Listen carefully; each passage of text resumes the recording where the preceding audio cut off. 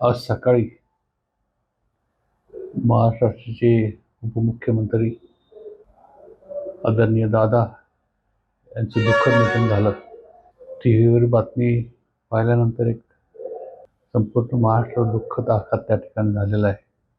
त्यांच्या निधनानं संपूर्ण महाराष्ट्रावर एक तो शोककळा आलेली आहे.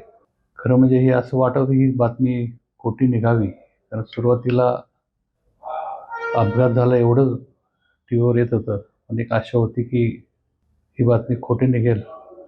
परंतु काळाने मोठा आघात आपल्यावर केलेला आहे.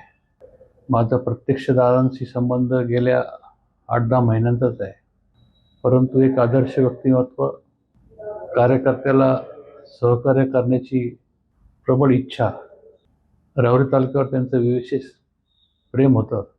कारण त्यांचं आजोळ राहुरी तालुक्यातील देवळाली गाव आहे.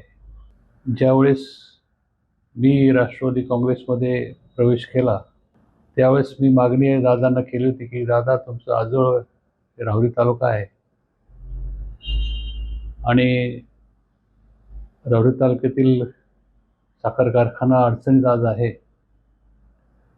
आपण आम्हाला सहकार्य करावं.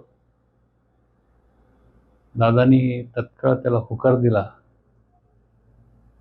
त्यावेळेस त्यांनी सांगितलं की माझेही ऋणानुबंध या कारखान्याशी आहेत, कारण माझे मामा या कारखान्याचे आद्य प्रवर्तकमध्ये होते.